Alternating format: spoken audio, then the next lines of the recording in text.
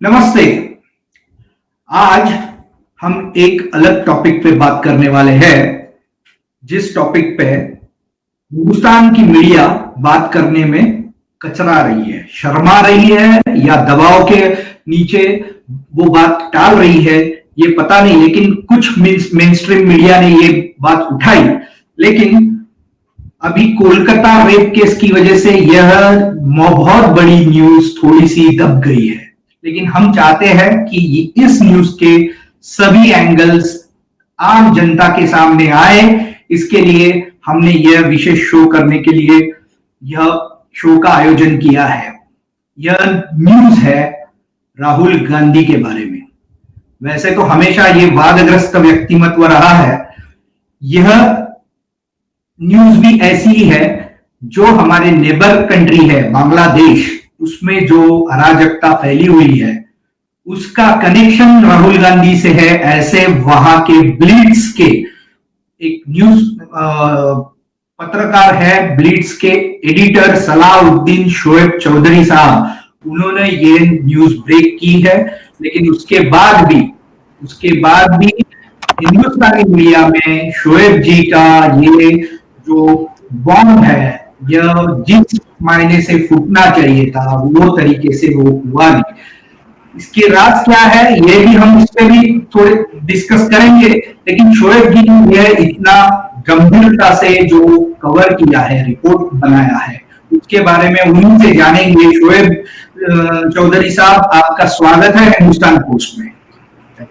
सबसे पहले आपके इस कार्यों के लिए आपका अभिनंदन करते हैं, क्योंकि आज खोज पत्रकारिता जैसी चीज हम भारत में बहुत ज्यादा देखते नहीं। और इधर दो तरीके की पत्रकारिता होती है। एक जो सेक्युलर कहते हैं खुद को, वो जो भी रिपोर्ट निकालेंगे, जो भी एलिगेशन करेंगे, उसके बारे में उसका जवाब दूसरों ने तुरंत देना चाहिए। लेकिन जब इन लोगों के आरोप होते हैं तब यह अपनी कुप्पी छोड़ते नहीं, चुप्पी लेके बैठते हैं, लेकिन उसके बारे में बात नहीं करते और उनका कहना है बाकी सब लोग झूठे हैं। आप पे भी ऐसे एलिगेशंस ये न्यूज आने के बाद हो रहे थे। कांग्रेसी लोगों ने बहुत सारे एलिगेशंस आप पर भी इधर करना शुरू किए हैं कि रिपोर्ट्स में कोई दम नहीं है, कुछ प्रूफ नहीं है। पहले है तो प्रूफ सादर करो, पत्रकारिता का धर्म सिखाने लगे हैं। तो हम चाहते हैं कि ये पूरा सिनारियो आप हमें पहले एक्सप्लेन करें कि यह स्टोरी बांग्लादेश के इंसिडेंट के बाद आपको मतलब पता चली या उससे पहले आप इस पे काम कर रहे हैं। शोएब जी, धन्यवाद। देखिए, बांग्लादेश में जो घटना अभी घट रहा है, इसके साथ तो ये कौन कर रहा है ये सबको मालूम है, इस्लामिस्ट। और ये घटना के आगे राहुल गांधी साहब लंदन में तारिक रहमान से मुलाकात की। ये बात मैंने बार बार कहा, तारिक रहमान साहब खुद भी जानते थे। उन्होंने मुलाकात की और उन्होंने तो इनकार नहीं करेंगे, करने का कोई वजह भी नहीं है कि आपके नाम स्वप्निल सावरकर साहब है। मैं अगर कहूंगा कि ये स्वप्निल सावरकर साहब है तो आप तो इनकार नहीं कर सकते ना, ये सच है एकदम सही। तो बांग्लादेश में ये घटनाएं घटने के बाद मुझे पता चला कि नहीं, मुझको पहले से ये सब चीज पता है। मगर जब आप मेरे मुल्क में, मेरे देश में आग फैलाएंगे या जो आग फैलाने वाले हुए उसके साथ मिलेंगे तो जरूर मैं कुछ करूंगा। और ये ऐसा है नहीं कि मैं कोई नया चीज चांद से या आसमान से ढूंढ के ले रहा हूँ। ये भारत की बहुत सारे पत्रकारों को भी ये मालूम है। मगर उनको आपने जो कहा कि उनमें से कोई शर्माते हैं सच बोलने में, और उनमें से एक बड़ा सेगमेंट है जो प्रेस्टिट्यूट है, एकदम से प्रेस्टिट्यूट, कि ये लोग क्या करते हैं कि ये लोग अपने कॉन्शियस को या चेतना को बेचते हैं पैसे की एक्सचेंज में। राहुल गांधी साहब के साथ ना मेरा कभी मुलाकात हुआ ना किसी से भी, और इनके साथ ना मेरा कोई दुश्मनी भी है। भारत मेरे हमारे एक पर्सन है और फ्रेंडली पर्सन है, और उसके जो जितने लोग हैं सब सब irrespective of their political identities, all of them are our friends। मगर देखिए कि ये जो राहुल गांधी साहब ने सिर्फ मुलाकात जो की, आप भी बहुत बड़ा पत्रकार हैं, आपको मालूम है कि हम लोग क्या कहते हैं इसको, हम लोग क्रोनोलॉजी देखते हैं कोई घटना के। तो राहुल गांधी साहब लंदन में मिले कि नहीं मिले वो मुझे पता है और उनको पता है, सबको पता है नहीं कि उन्होंने तो अभी तक कबूल नहीं किया। मगर हिंदू के ऊपर जो अत्याचार चल रहा है हो रहा है बांग्लादेश में, मर्डर्स, रेप्स, उनके जो मकाने दुकाने के ऊपर आक्रमण, इसके खिलाफ राहुल गांधी साहब ने एक भी शब्द नहीं निकाला। जी क्यों नहीं निकाला? कि अगर आप कोई काम के लिए ग्रीन सिग्नल दोगे और वही काम जब होगा आप कैसे उस पर बात करेंगे? वो तो नहीं कर सकते ना। ये जो कुछ हो रहा है इसके पूरे जानकारी उनको पहले से थी। उन्होंने क्यों किया, मैं फिर से बताता हूँ आपके दर्शकों के लिए कि उनके कोई बांग्लादेश की जो ये काम जो चीज है घटनाएं घट रहा है इसमें ये you wanted to make it a test case, test case लेके वो भारत में भी इसको रेसिप्रोकेट करेंगे। मैंने 3 साल तक मैंने सारे अखबारों में लिखा है, प्रेस में भी, कि Bangladesh is becoming a new Taliban state, American ISI joint conspiracy. अभी तो आप देख रहे हैं नतीजा सामने आ गया, अभी तो पूरा सामने है जी। सो मैं अभी 3 साल से इस पे काम कर रहे हैं, इसका मतलब। So it's 3 years. I've written in OP India also, Bharat की, and Jerusalem Post and bless में तो है ही। मैं अभी आपको ऑन रिकॉर्ड आपके सब दर्शकों को जो विटनेस रख के मैं कह रहा हूँ कि सेम घटना भारत में घटेगा, राहुल गांधी घटाएंगे। और उसमें भी अमेरिकन डीप स्टेट है, उसमें भी पाकिस्तानी ISI है। अभी बहुत बड़ा दावा कर रहे हैं आप। with witnesses, and if it does not happen, अगर ये नहीं हुआ, मैं 37 years तक जर्नलिज्म में हूँ, मैं जर्नलिज्म छोड़ दूंगा, एकदम छोड़ दूंगा। और आपके मुल्क को कैसे खराब किया, मैं पहले ये कहता हूँ कि आपके जो प्रेसाय है, जो वेश्या होता नहीं है, ये प्रेसाय, ये लोग कितने बेशर्म है, नादान है कि मैं बांग्लादेश में बैठ के भाई देख रहा हूँ कि हिंदू को मार मार के फ्लाईओवर में झुला के रख रहा है, हिंदू लड़की और औरतों को उठा के ले जा रहा है रेप करने के लिए, हिंदू रो रहे हैं, और आपके मुल्क के देश की जो प्रेस है वो कहता है कुछ नहीं हो रहा है, BBC कह रहा है कुछ नहीं हो रहा है, क्योंकि BBC तो भाई पहले से ही ये टेरर ब्रॉडकास्ट नेटवर्क है, अल जजीरा की तरह। सो मैं ऑन रिकॉर्ड फिर से कह रहा हूं कि बांग्लादेश में जो घटना घटा हो गया, same thing will happen in India and Rahul Gandhi will do it. Now आप कह रहे थे कि कोई लोग कहते हैं कि साबित ले आओ, तुमने कहा राहुल गांधी से मीटिंग हुआ, साबित ले आओ, ये ले आओ वो ले आओ। क्यों ले आऊंगा, मैंने तो घटना की बात की। अगर राहुल गांधी साहब नहीं, उनके स्पोक्स पर्सन है, वो कहे कि शेख चौधरी ने झूठ करा है, या शेख चौधरी के खिलाफ एक डिफेमेशन केस कर दो, तुम तो डिफेमेशन केस करने में बहुत चैंपियन हो। एंटोनियो मैन्यो नाम लेने के लिए तो अर्नब गोस्वामी को आपने जेल डाली थी, मुझको डालिए, आपके ही दोस्त लोग अभी बांग्लादेश पे पावर में हैं, डालिए ना। और आप मांगे सबूत, मैं सबूत तो नहीं दूंगा इसके लिए कि जो सबूत मेरे पास है वो दूंगा तो भारत में आग लग जाएगा। गांधी खानदान की जो भवन है उसमें आग लगाएगा लोग, इतने खराब काम राहुल गांधी ने की। सेकेंडली भैया, जो क्या मैं फिर से कहता हूं कि भारत के किसी के साथ मेरा कोई दुश्मनी है नहीं जी, मगर राहुल गांधी साहब की जो चेले हैं, चेले कह रहा है शोएब चौधरी मोसाद एजेंट थे, आईएसआई एजेंट है, चाइनीज एजेंट है, रशियन एजेंट है, जैसे कि मैंने सारे एजेंसियों की सुपर शॉप लगा के बैठा हूं।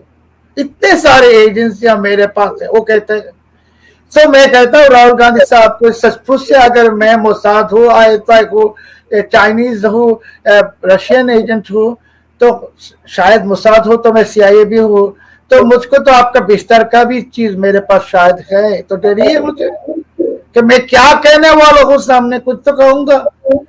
जो कुछ मैंने कहा अभी तो कोई कुछ भी नहीं है।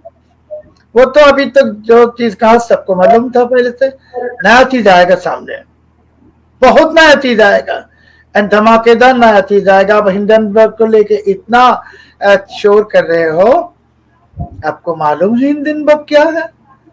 ये प्रोप्राइटरी दुकान है, और ये बंदा जो है हिंडनबर्ग चलाता है, ये कौन है जानते हैं आप?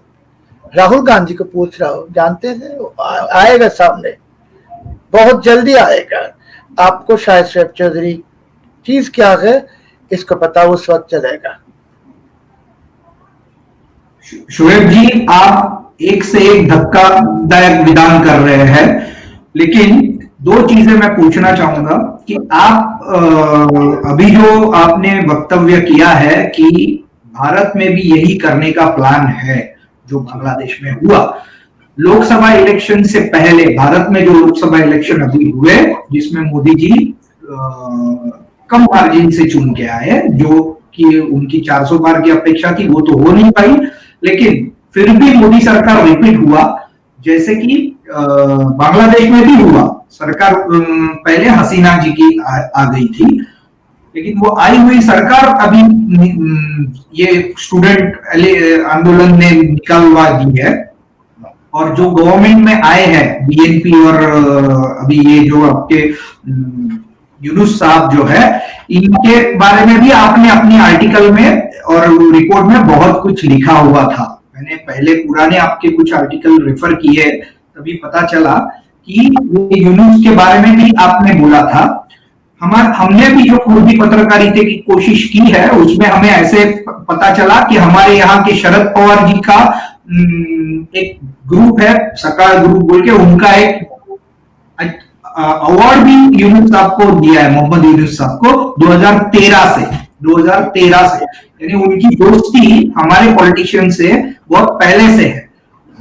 राहुल गांधी लोकसभा इलेक्शन से पहले चाइना में जाते हैं, चाइना के डेलीगेट से मिलते हैं, ऐसा एक एलिगेशन होता है। क्यों मिलते हैं, क्या बात करते हैं, ये सब सस्पेंस रखा जाता है, ये किसी को बताया नहीं जाता, दिखाया नहीं जाता।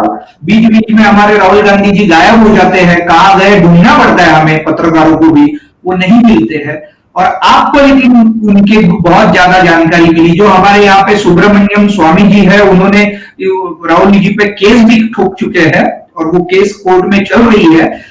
उनके जो एलिगेशंस है, और आपने जो सप्रमाण, यानी आपने विद प्रूफ कंपनी डिटेल्स, और जो मैंने अभी ब्लिट्स का जो आपका रिपोर्ट आया है वो जो मैंने पढ़ा, तो उसमें आपने उनकी पूरी फैमिली हिस्ट्री, उनकी दोस्त और जो भी अफेयर्स है वो, और उनकी कंपनियां, उनके जो भी भागीदारी पार्टनरशिप्स है, वो सब विद डिटेल्स दिए हैं।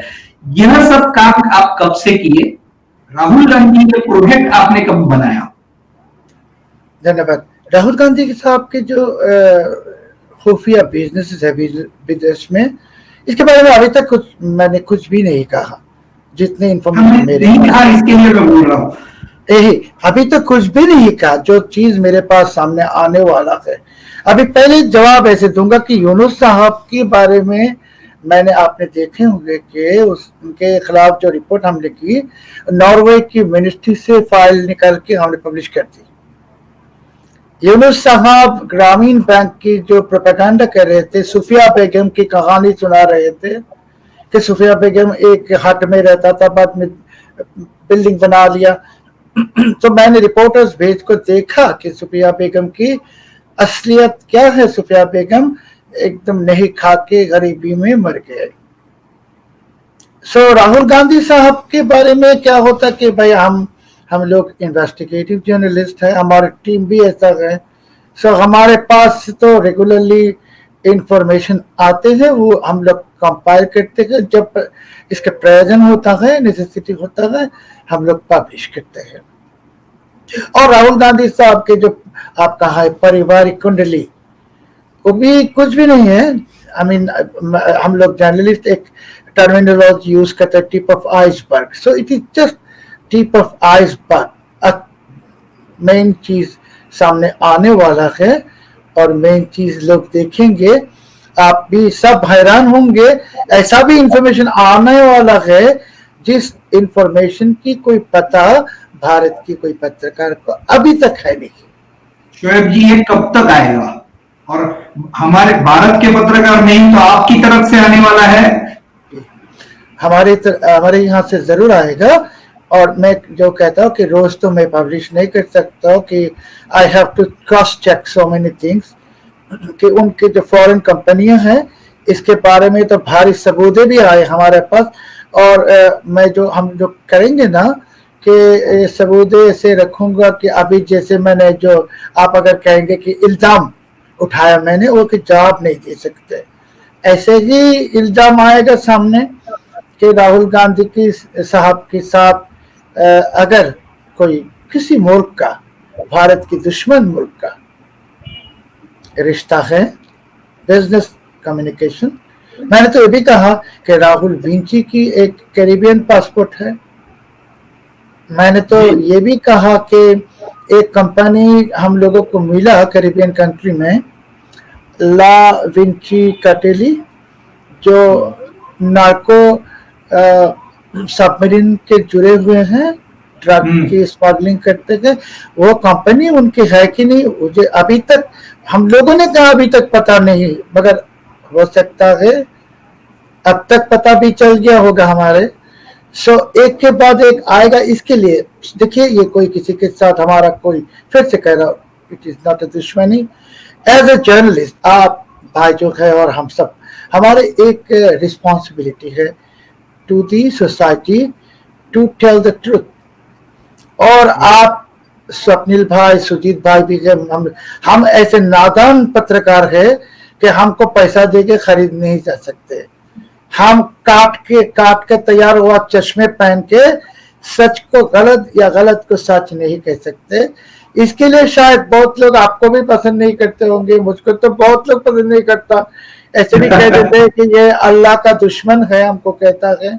चलो, इसमें कोई प्रॉब्लम नहीं है, मगर जो सच है हम बताएंगे, पब्लिश करेंगे। और हो सकता है ये भी हो गया कि हम हिंदुस्तान पोस्ट, ब्लेड सब मिलके एक हम लोग कंसोर्शियम करेंगे, जैसे कि ICIJ करता है, international consortium of investigative journalist. हम लोग भी कंसोर्शियम करेंगे कि हमारे पास जो चीजें आपको दे देंगे, और आप भी हमारे तरह नादान जर्नलिस्ट है कि जो किसी को डरते नहीं और आप किसी को पैसा भी खाते नहीं। सो आप तो पब्लिश कर देंगे ना ज्यादा से ज्यादा, और आपको जेल में भी नहीं डाल सकेगा कि you are publishing with evidence. We will do that. At least we will show, maybe we are very small platforms. Hindustan Post may be a small platform, Blitz may be another small platform, maybe we are not Washington Times or New York Times, but WikiLeaks भी कभी बहुत ही कोई भी जानता भी नहीं था उसका नाम। तो सच को बताएंगे, लोग देखेगा, पढ़ेगा, जानेगा। हमारे आपका ये सुजीत भाई या आप या मैं, हमें कोई किसी की कोई फेमस होने की कोई क्या कहते हैं इसका, कोई ईगरनेस या कोई विलिंगनेस कुछ भी नहीं है। We are infamous enough. बहुत ही बदनामी आदमी हूं मैं। बांग्लादेश में किसी को पूछिए, कहेगा कि इस्लाम के दुश्मन है, और बाकी लोग कहेगा ये यहूदी है। सो नो प्रॉब्लम, माशाल्लाह I have got a good बदनाम, और आप लोगों की भी किसी दिन बाद बदनाम मिलेगा, कहेगा कि ये बोला जाता है। हम आप झूठ कट्टरतावादी नहीं, हमें बताना आप पड़ेगा। जब भी आप झूठ नहीं बोलेंगे, जब भी आप प्रेस्या नहीं होंगे, प्रेसा वैसा के उल्टा प्रेसा, तब कोई जो जिसको पसंद करना है, भारत के 80 करोड़ लोगों में शायद 60 करोड़ आपको पसंद करेगा, 20 करोड़ पसंद नहीं करेगा, जो नहीं करेगा नहीं करेगा, not a problem. We are coming up, and I am announcing now that onwards, whatever plates will publish, we will form a syndication with the courageous platforms like Hindustan Post, and Yes, we will and we will print. Don't worry, we are with you. और जो भी आपका research based documents है हम यहाँ पे publish जरूर करेंगे। जी। सो जो अच्छा, मैंने आपके एक आरोप ऐसा, आपने जो स्टोरी पब्लिश की वो राहुल गांधी के बारे में, आप पे एक आरोप ऐसा हो रहा है कांग्रेस की तरफ से कि आपकी क्रेडिबिलिटी क्या है, आप पे भी सिडिशन और कुछ करप्शन के चार्जेस है, तो इस पे आप का क्या कहना है? 2003 में मैंने कहा था कि मद्रासा में जंगी की पैदाश हो रहा है। I said madrasa breeding ground of jihadist. So PNP Jamaat ने मुझको अरेस्ट किया और मेरे खिलाफ sedition, treason and blasphemy charges लाए, 3 charges. 2003 New York Times has published editorial in my favor. US Congress, European Parliament, Australian Parliament, British Parliament, all of them has published bill in my favor, bill. And then जो fraudulent charge मेरे खिलाफ कह रहे वो भी मैं clear करूंगा, अभी आज सब चार्ज क्लियर करूंगा। So 2009 में जब अवामी लीग पावर में आए, अवामी लीग थोड़ा ही सेकुलरिस्ट पार्टी, ये भी इस्लामिस्ट है। शेख हसीना ने 96 में जमात के साथ कोalition किया था। शेख हसीना ने हिफाजत इस्लाम को ले जाके खाना खिलाया और मदरसा की जो क्या कहता है ये दौराए हादिस, इसको रिकॉग्निशन दे दी। तो ये कोई सब एक है, बराबर के है इस्लामिस्ट। शेख हसीना तो फिलिस्तीन की सबसे बड़ा प्रोपेगेंडिस्ट थे, यासिर अराफात से भी बड़ा। सो शेख हसीना ने उसी बीएनपी जमात के केस में मेरे को 7 साल की sorry regular imprisonment they the, regular imprisonment. And मुझको जेल में फांसी का सेल में रखा गया था। भाई फांसी का सेल में you can not keep any regular prisoner, it's illegal, it's direct violation of international human right. मुझको फांसी का सेल में रखा और क्योंकि मैं अल्लाह की दुश्मन हूँ उसके हिसाब से मुझको देके ये 7 साल तक टॉयलेट क्लीन करवाया कि रेगुलर इम्प्रिजन में कोई काम करना पड़ता है। Now I am coming to the fraudulent जज।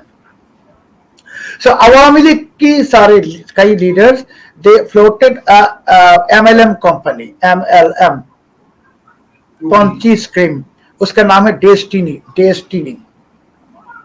और ब्रिश ने ही पहले 2010 से इस डेस्टिनी के जो सीक्रेट्स को रिवील करना शुरू किया। बांग्लादेश के सारे बड़े अखबार उसके जो गुणगान गा रहे थे ना, पूजा कर रहे थे, पब्लिसिटी स्टार्टेड। एंड वो जो डेस्टिनी के पीछे गवर्नमेंट की बहुत पावरफुल 2-3 लोग थे, मैं नाम नहीं लूंगा, सबको मालूम है, अवामी लीग का।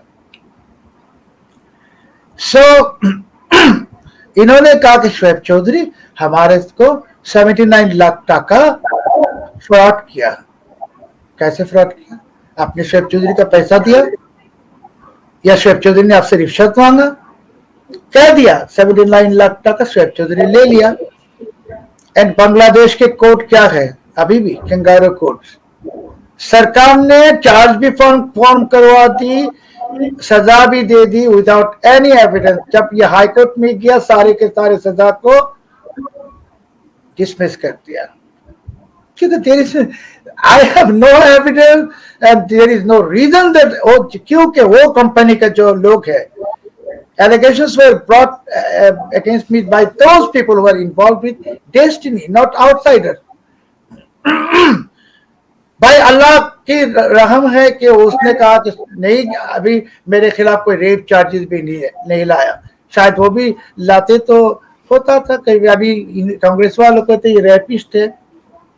Once a journalist is under direct persecution of the state, when a journalist, इसके नॉर्मल सजा हुआ रेगुलर, इसको अंग्रेजी हिंदी में क्या कहते हैं, जो आपको काम करना पड़ता है, सजा दो तरीके की सजा है, एक काम करना नहीं पड़ते, एक काम रेगुलर इम्प्रिजनमेंट, भारी तरीके की सजा, मगर फांसी के सेल में रख दिया 7 साल। तो हमारे खिलाफ तो कुछ भी कर सकते। और जिस दिन मैं अरेस्ट हुआ 2012 में, सो वो लोगों ने कोशिश की रैपिड एक्शन बटालियन को देके मुझको क्रॉस फायर करवाने की।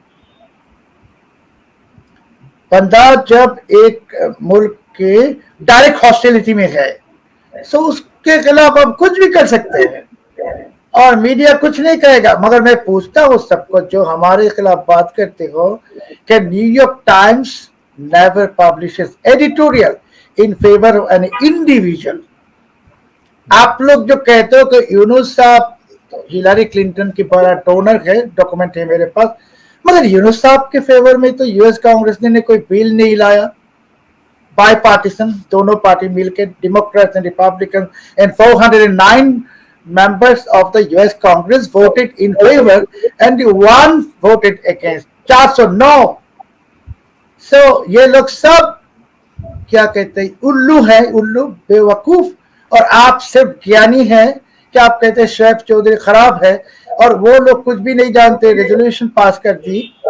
और अगर चलो कि रेजोल्यूशन पास किया, बाद में उसको महसूस हुआ कि ये खराब इंसान है, वो रेजोल्यूशन विड्रॉ कर देते, करते नहीं, कर देते। सो राहुल गांधी साहब क्या कह रहे हैं, या उनके चेले क्या कहते हैं, I don't care, because they don't understand. मैंने जो अभी आपसे साफ की, और वो कहते हैं कहाँ के इन्वेस्टिगेटिव जर्नलिस्ट ताकि हो। सो 2007 में मोनाको को जो प्रिंस एल्बर्ट उन्होंने एक मीडिया अवार्ड की ऑर्गेनाइज किया था, जहां 2500 media personalities join, and Nobel laureate Elie Wiesel and few other Nobel laureates, they recommended my name as the best investigative journalist, and because I was exposing the activities of the jihadists, and I received the only Monaco Media Award, the only recipient. So ये लोग क्या कहता है, कुछ जानते नहीं। शोएब चौधरी को सोचता है कि ये कौन है भाई। 2011 में मैंने ही हिना रब्बानी खान और बिलावल भुट्टो की जो खुफिया प्रेम, मोहब्बत, इश्क, इसको एक्सपोज किया था। और पाकिस्तानी आईएसआई उस वक्त कहाँ था, और ये क्या आसिफ अली जरदारी कि शोएब चौधरी झूठ कह रहे। मैंने कहा कि हिना के 4 मोबाइल फोन से 4, उसमें से 2 फोन से ये बिलावल के साथ सेक्रेटरी कम्युनिकेट करता है। और हमारे रिपोर्ट की 2 दिन बाद जब पाकिस्तान की गवर्नमेंट कहा ये रिपोर्ट फॉल्स है, सो 3 दिन बाद फिरोज गुलजार जो हिना रब्बानी की शौहर, हस्बैंड, उसने पाकिस्तान टेलीकम्युनिकेशन अथॉरिटीज को खत भेजा seeking call record of his wife. क्या लगता है आपको कि अगर जी, और I will give you another information. मैंने अभी कहा कि मुझको अरेस्ट किया अवामी लीग ने because of destiny, and before my arrest, after my the day I was arrested, 6 days after my arrest, Hina Rabbani Khan visited Bangladesh during Awami League period, and Pakistani ISI's chief, I am telling on record, Pakistani ISI's chief spoke to the Director General of the DGFI and Bangladesh Foreign Minister Deepu Moni, Dr. Deepu Moni, are requesting them to send me to jail before the Pakistani Foreign Minister visits Bangladesh. भाई मैं अगर मामूली कोई नाचीज थे तो हिना रब्बानी डरते थे बांग्लादेश में आने के लिए, मुझको जेल में भेजना पड़ा। Pakistani ISI played the whole game and Awami League cooperated with them. अभी मैं कैसे कहूंगा कि शेख हसीना भी बहुत एकदम क्या कहते हैं, I don't want to utter that word, they are all Islamists, And Awami League is most. आपने एक इंटरव्यू में ऐसे भी कहा है कि रोहिंग्या जो ये है इंडिया में जो आए हैं वो तो इंडिया एक एटम बॉम्ब पे खड़ा है या ऐसा, तो ये इंडिया के लिए एक एटम बॉम्ब है वो। 5 crore Rohingya, 5 crore Rohingya minimum 5 crore Rohingyas are in Bharat. The real number could be 7 crores. Maybe. And Bangladesh में है 14 लाख तकरीबन, and they all are radical Muslims. उग्र मुस्लिम है, उग्र। So आपकी मुल्क के अंदर रोहिंग्यास है who are by nature criminals. Actually every radical Muslim is by nature criminal.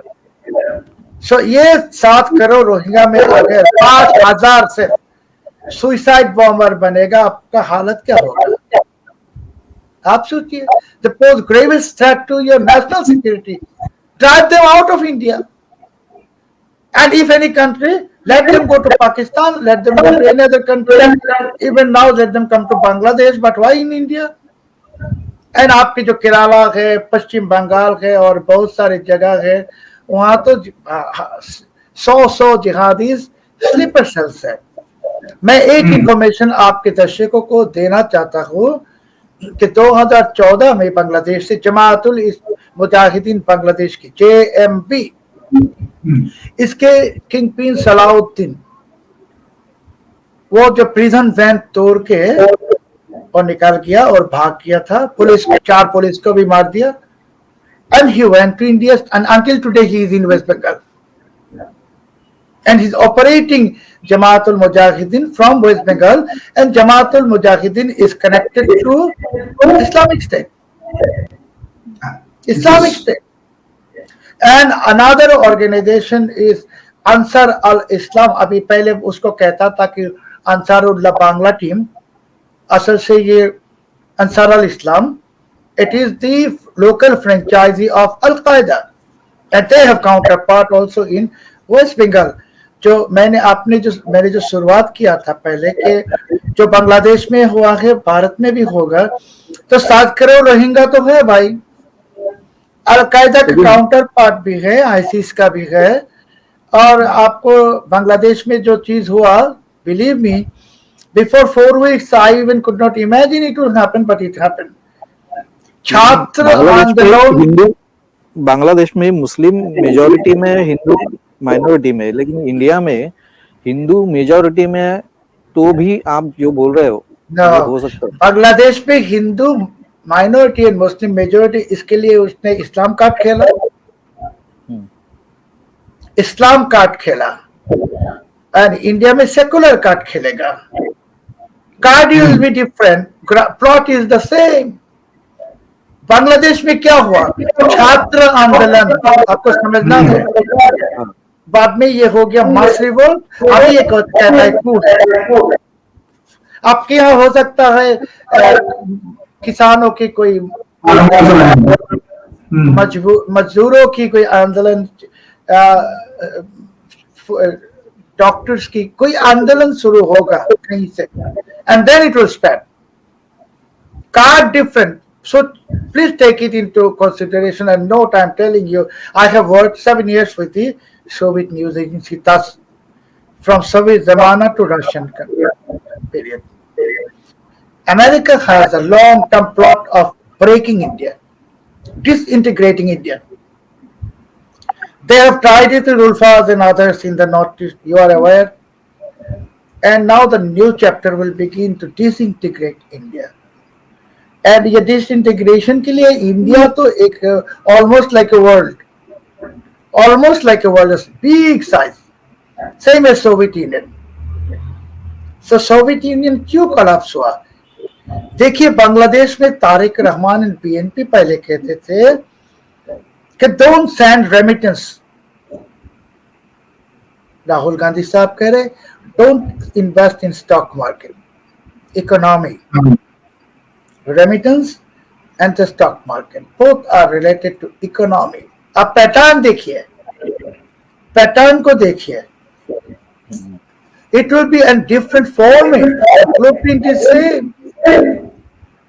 And मैंने जो कहा कि साथ आप जो पूछे थे कि भारत में तो बहुत ही बड़ा एक पॉपुलेशन इज हिंदू, बट आपके जो हिंदू पॉपुलेशन के 90% they are peace loving, they are not politically conscious, they don't care who is in power. Same is Bangladesh. Bangladesh में तो 17 करोड़ लोग हैं ना भाई, आपको तो 17 करोड़ लोग तो रेडिकल नहीं है। 90% is unconscious about political consequences. They're just regular human beings जो खाते के सोते के something like this. Same in India.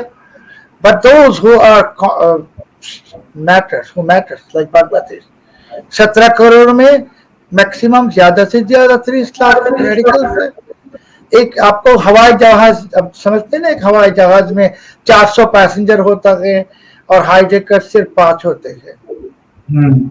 So population and mass opinion does not matter because they will do it what they want.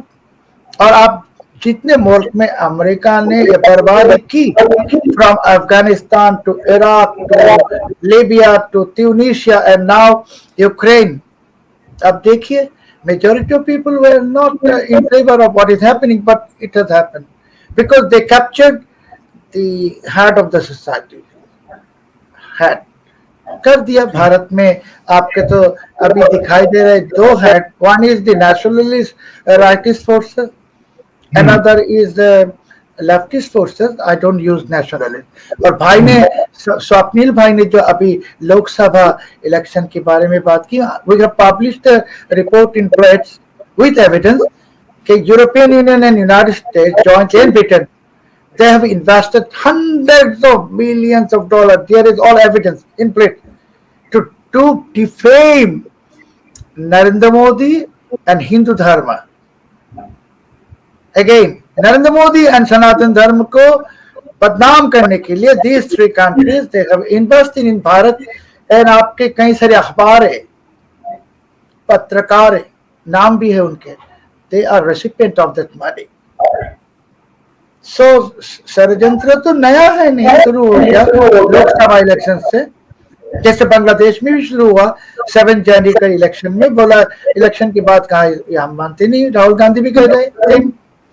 You see the pattern, same pattern is happening, and I am telling you that maximum with in next 1 year you will see the same massacre in Bharat, not massacre, same catastrophe in Bharat, what is happening in my country. So it's a toolkit. Now they are, it's a वो अभी वही toolkit का इस्तेमाल हिंदुस्तान में भी करेंगे। Yeah, or there are investors, George Soros and many others. I'm not only George Soros, I said American deep state. America तो bankruptcy के दरवाजे में खड़ा हुआ है, मगर खराब काम के लिए पैसा, क्योंकि उसका पैसा क्या है, कागज को प्रिंट करता है ना, जिसको हम लोग डॉलर कहते हैं। इसके डॉलर की जो सपोर्ट में गोल्ड एक्सेट्रा हिसाब चाहिए कुछ भी नहीं है, they are just printing paper and they are circulating and we are considering it the most valuable currency in the world. So Bharat के अगेंस्ट में भी बहुत गंभीर षड्यंत्र शुरू हुआ, very deep conspiracy, and Mister Rahul Gandhi is fully aware of it, of course. And मैं सिर्फ एक बात पूछना चाहता हूँ आखिर में कि Tariq Rahman is convicted, handed life term imprisonment in the 10 truck arms hold, और तो 10 ट्रक आर्म्स पकड़ा गया था बांग्लादेश में in 2005। Those arms were going to ULFA. जो बंदा उल्फा को वेपन सप्लाई कर रहा था, explosive, meaning he was actively participating in disintegrating India. In other words, who is the top 1 enemy of India, who poses national security threat to India, Bharat. आप political leader होते, उससे खुफिया मुलाकात की, आप क्या बात किया नहीं किया शायद मुझे पता नहीं, शायद, और शायद मुझे पता भी है, मगर ये तो मैं पूछ सकता हूँ कि आप उनसे मुलाकात क्यों की?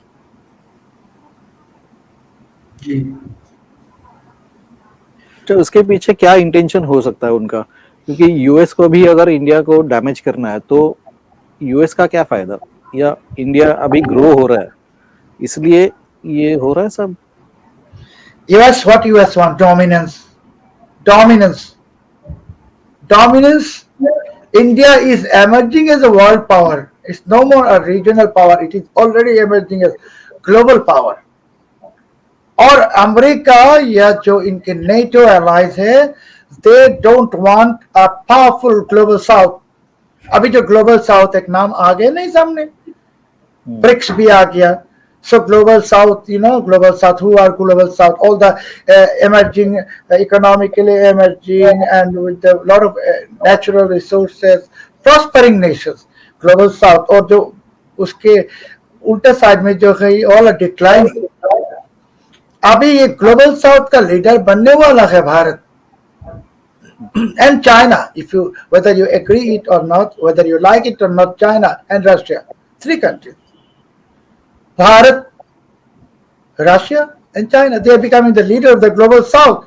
And once Bharat, China, Russia become the global leaders of the global south, the entire global south will emerge as the strong power in the world.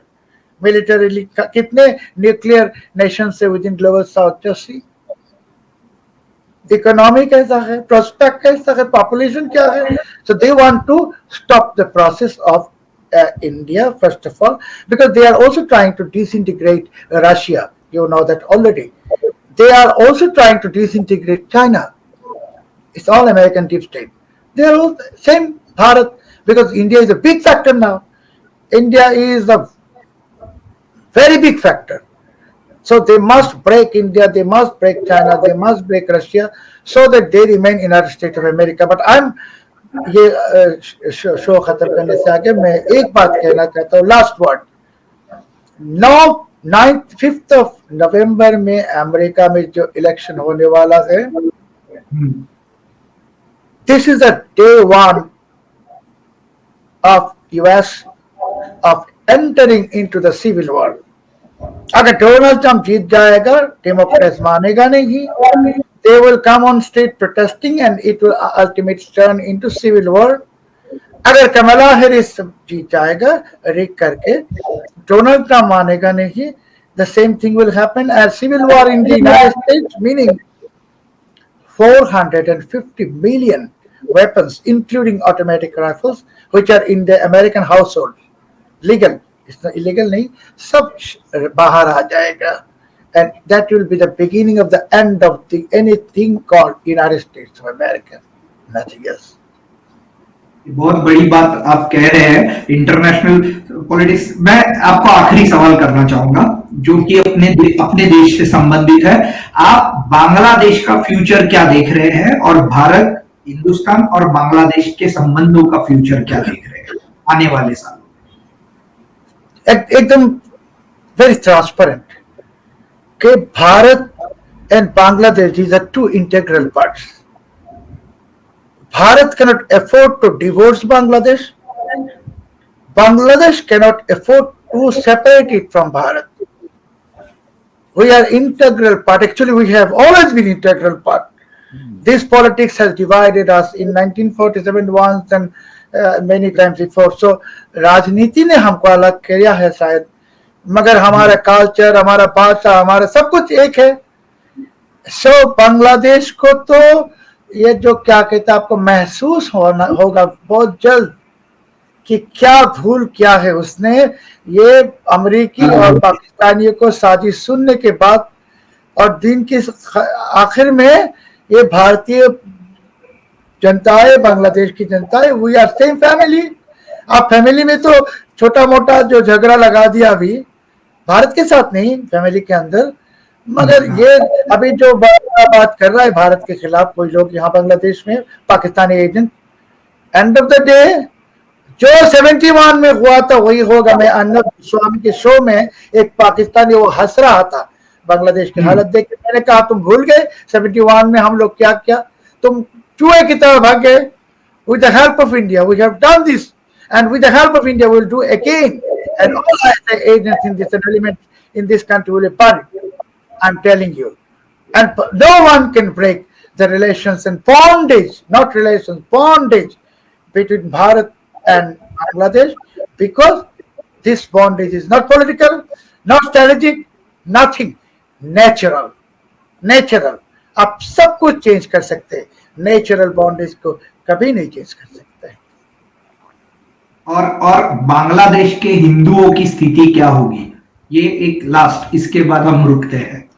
Last word, I would like to humbly request to every Sanatanis in everywhere in the world, आप और कितना सहेंगे ये अत्याचार? आपका क्या voice नहीं है? दुनिया के कोने कोने में हिंदू है, इतने बड़ा बड़ा पोजीशन में है, आप जाओ वॉइस ऑफ अमेरिका को, बीबीसी को, यूएन को घेराव कर लो, मजबूर करो अमेरिकन गवर्नमेंट को कि they take some actions. It is time for the rise of Hindu voice. Hindu dharma is not only अ धर्म ऑफ पीस, इट्स अ धर्म ऑफ पावर। मैंने बार बार कह रहा हूं कि भाई अभी तो हाथ में त्रिशूल उठाओ। Trishul meaning not war, not anarchism, but power. Show your power. Let those Islamists understand how much power Sanatan has, Hindus have. You have to show this. You are the third largest religion in the world. And still you are sleeping. ऐसा कुछ करेगा कहीं भी देश अभी यहूदियों के साथ, वो देश को खत्म कर देगा, बर्बाद कर देगा। A third largest religion in the world, you are a big power. The problem is you people are not speaking out. You have to speak out. You have to condemn, you have to protest, and you have to make an end of this kind of persecution once for all. Yes. And that is my humble request to everyone. Yes, yes. खूब बहुत बहुत धन्यवाद शोएब जी। ये बहुत eye opener interview हो रहा था ये हमारे हिंदुस्तानियों के लिए। आपने जो अभी सच जिस तरीके से सामने रखा है, मैं चाहूंगा कि अभी तो सोते हुए हिंदुस्तानी जाग जाए और अपने सामने जो संकट खड़ा है उसको अभी से पहचाने। राहुल गांधी यह तो एक नाम मात्र उदाहरण है, ऐसे बहुत सारे हैं, हमें अभी से सुधारने की जरूरत है। और आपने ये आई ओपनर वीडियो, हमारे आई ओपनर इंटरव्यू देने के लिए बहुत बहुत शुक्रिया आपका। धन्यवाद। आपको भी धन्यवाद। नमस्कार।